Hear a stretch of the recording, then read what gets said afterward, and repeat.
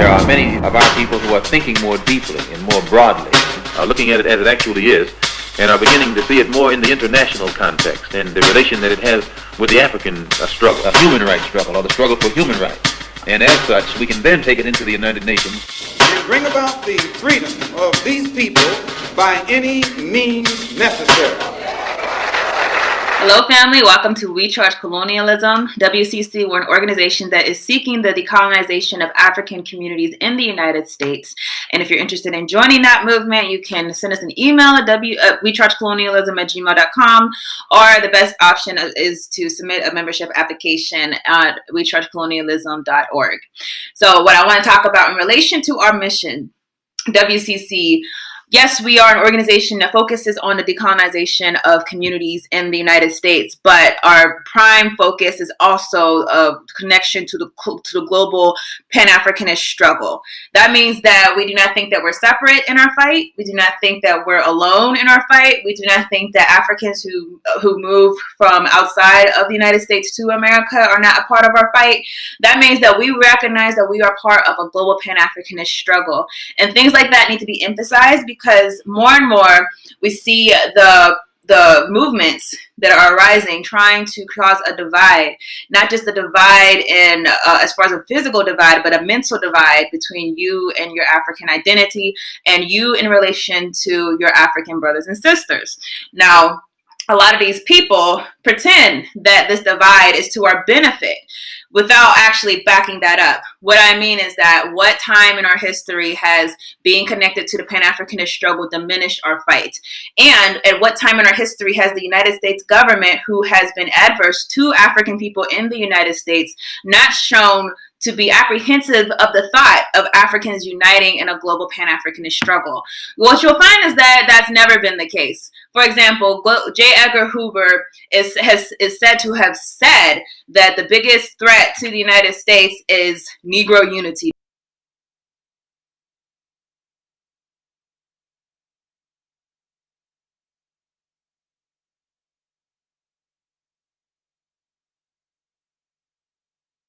That's the words he used at the time.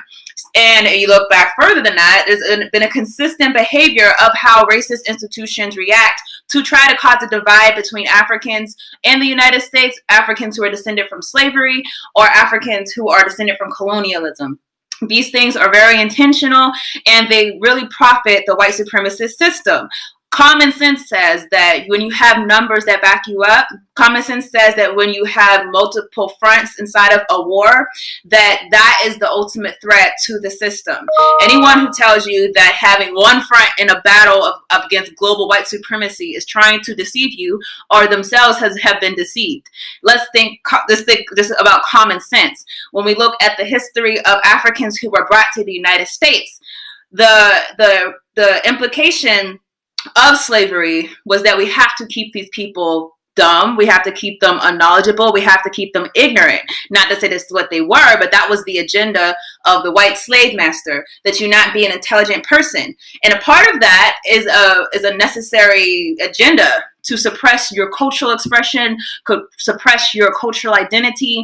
Essentially, the plot is to make you think that your history began in slavery.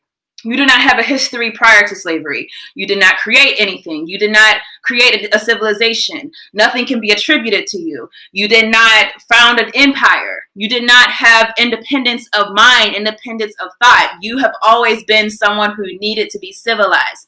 Now, once they convinced the slaves or enslaved Africans that they were of that nature, it was a lot easier to enslave them, which is why the campaign in the United States was so severe, because they had to put these people inside of a position where they were going to be willing to be a slave to the system and not fight back. And that required a lot of deculturization. It required a lot of brainwashing, and that's why we have the result that we have today, where Africans are sure that nothing compares to their identity in America. Africans are sure that their ultimate salvation is going to be given to them by a white man or a white woman. Africans are completely enamored with the idea of staying connected to a system that has oppressed them. It's all a scheme to keep you separated, not just from the global Pan-Africanist struggle, but separated from your own identity, because it's a lot easier to enslave you that way. Now, why am I saying this? One of WCC's initiatives, if you've been following WCC, you know that one thing that we're pushing is for recognition of Africans in the United States by the African Union, which ties directly into the fight to decolonize our communities. You may say, how does that tie into it? The African Union is a separate institution, or the African Union has its own problems. That is true. The African Union certainly has its own problems. The African Union certainly exemplifies a lot of the global white supremacist system. And the African Union, the countries of the African Union, most of them are completely occupied by foreign interests. We all know that, right? But what we also have to understand is that there is power and global solidarity. And if we're not necessarily aligning with the leaders of the countries, many of whom are puppets, we have to align with the people of the countries. We have to align with our African brothers and sisters, the everyday working class African who is being exploited by a capitalist system. Now, again, this is a prime example of something that is a direct threat to the global system of white supremacy. Anytime when you see the Africans of the world coming together, finding commonality in our struggle, that is something that is going to make white supremacy nervous. And trust me, it's been very nervous lately. More and more, you're starting to see new leaders arise, new organizations arise, new movements arise, where they're not just identifying themselves as Haitian or just identifying themselves as Nigerian, but they're saying that we are African and that we are part of a global struggle. So therefore, WCC, we really feel like it's important to get recognition in the African Union. And if the African Union proves unwilling or unable to do these things, then guess what? We always have the means to look for alternative institutions, particularly in relation to the global grassroots African movements that exist on the continent. Don't think that because there's one institution that exists, that another institution cannot be fomented. However, that does not stop us from pushing the initiative, and it certainly does not stop us from raising global awareness of the fact that this is something that is essential to not just Africans in the US, but Africans globally, to have a global recognition of the fact that we are being colonized by the United States, the same oppressive government that is colonizing African people in multiple jurisdictions, multiple states, multiple countries. Now, one of the first initiatives that we're pushing towards this goal has been led by Brother Kanata. He is attempting to get an AU passport. So there's an organization that has agreed to sponsor us if we can get a certain amount of signatures from African people, signifying that we are interested in an AU passport. Now, Brother Kanata is going to be on the African Esquire channel. He will give you more details on this project. But essentially, we're forming a coalition and calling for all Pan-Africanist organizations, particularly those who are based or have extensions in the United States, who can unite with us on this issue. Because how do you get recognition as a nation if you're just going as one organization? To me, the ultimate way is to have multiple Pan-Africanist organizations under one umbrella. So that is what we're doing. One of the organizations that we've been working with is BAIO. I'm sure many of you are familiar with them. But the goal is that we really push this initiative, that we get we have a certain amount of signatures. I don't have the exact amount on my mine exactly right now, but we have a certain amount of signatures that we're trying to get to show the African Union that we're serious. Because we know that there's a willingness on the part of the African Union to include Africans aside of the struggle that they have separately. We know there's a willingness to align the Black Lives Matter movement, for example, to different movements that are going on in the continent of Africa. I'm not sure if you've seen, but the president of South Africa was calling for the Security Council of the United Nations to allow African representation for the permanent members of the United Nations. And if you didn't see, one of the things that he brought up in relation to that call is the Black Lives Matter movement. Now, we in our mind in America, you might say the Black Lives Matter movement has nothing to do with Africans joining the Security Council. So, you know, where do you get that relation? Of course, in America, we relate the Black Lives Matter movement to calls against police brutality, and particularly in the instance of individual murders of African people. However, you have to understand that the message although it's not the strongest message, you might prefer Black Power. I personally prefer Black Power, but even so, the message Black Lives Matter does pertain to Africans everywhere in the world, because everywhere in the world we're the most killed, the ones experiencing the most environmental racism, the ones who are experiencing the most genocidal acts. It's always us. So if you have a call for Black Lives Matter in the United States, that's an easy one to grapple onto if you're an African people anywhere. So that's what's been happening in Africa. We've seen a lot of people surrounding the issue of George Floyd join the call for Black Lives Matter. I've seen also in Zimbabwe, there was Zimbabwe Lives Matter. The point I'm trying to make is we see that there is a willingness to align globally with what we're dealing with in the U.S., and there should also be a willingness on our part to align on the anti-colonial struggle on a global scale.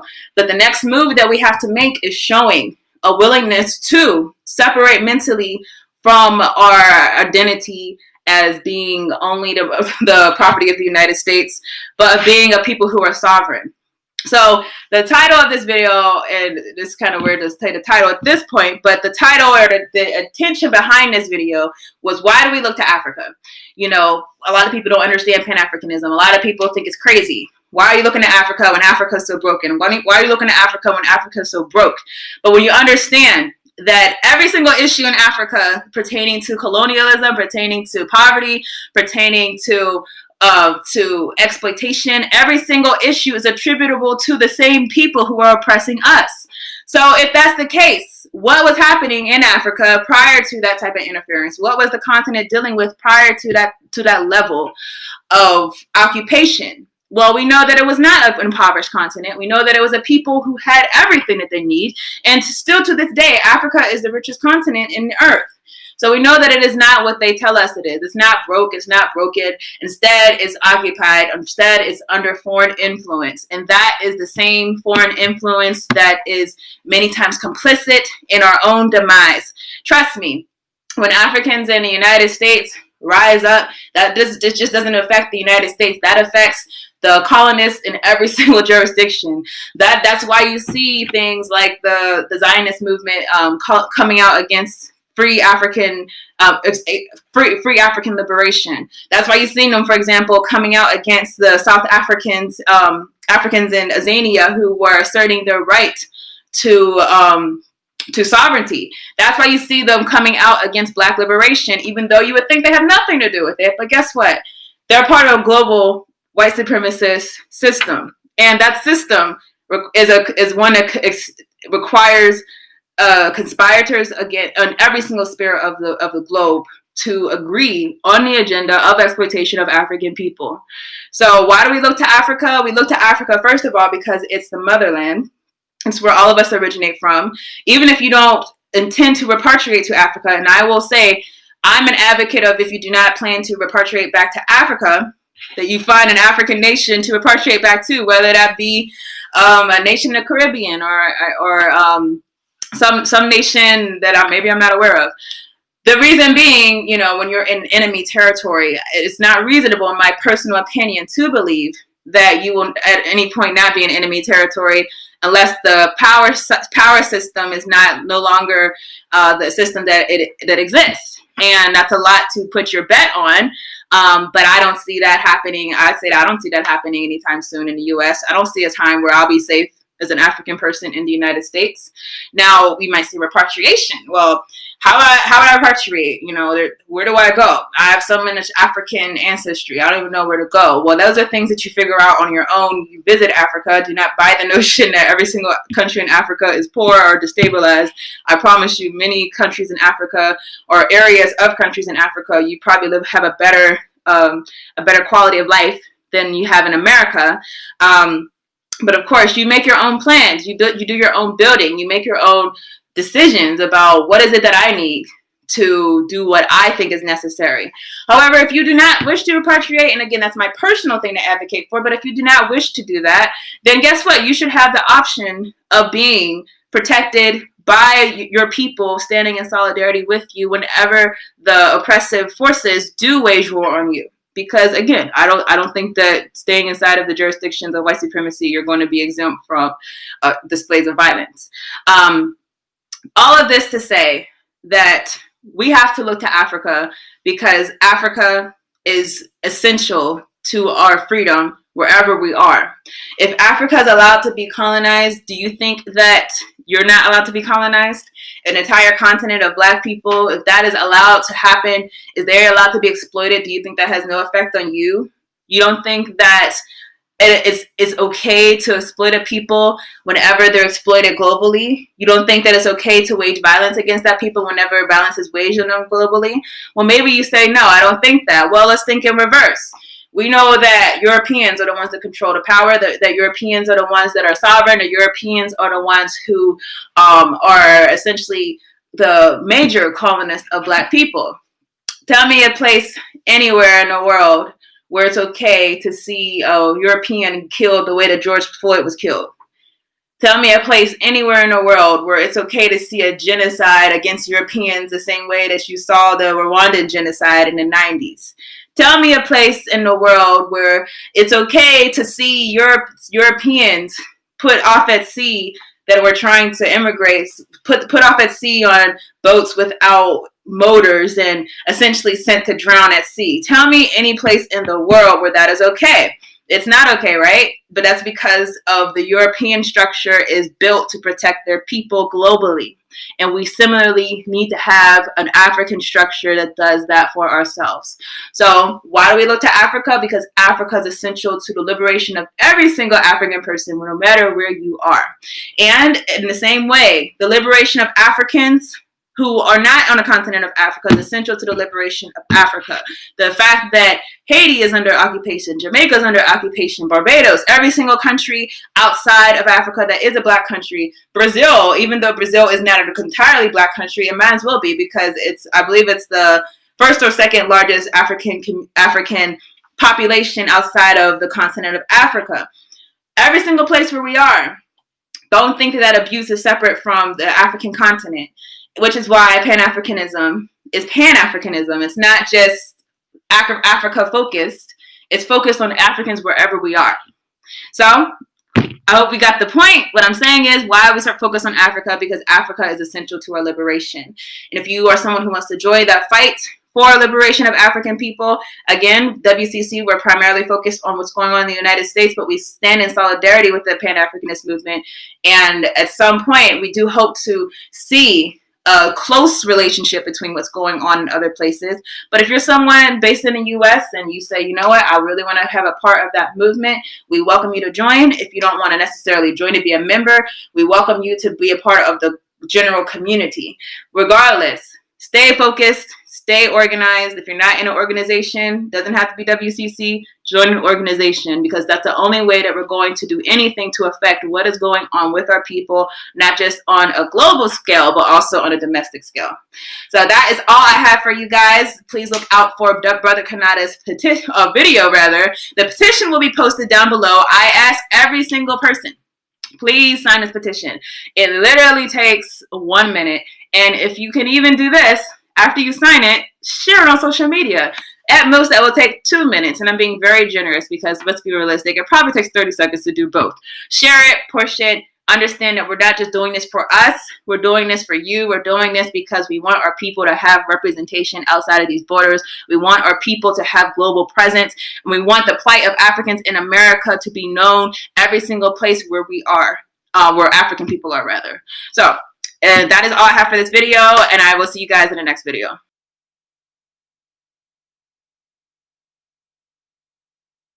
The Justice Bank. So what is the Justice Bank?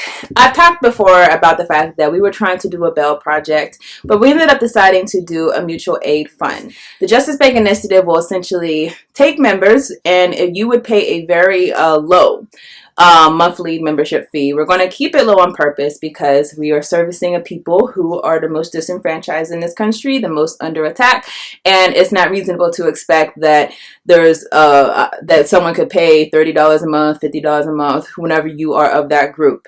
Now, when you become a member, we're going to have a trial period, maybe say after 3 or 6 months, whatever, you are eligible to petition us for help with your expenses.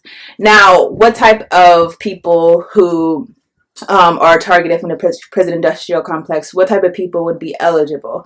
Well, because we're doing a mutual aid society, that would be democratic. What we mean is that if you are a member of the Justice Bank, you would have a say in what types of, let's say, charges or offenses that you want to be covered under the Justice Bank. The idea is that all of us are putting our money in collectively because we are a target of the prison industrial complex. Every single day that we walk out, you as a Black person, you are seen as a criminal in this country, and that is a fact.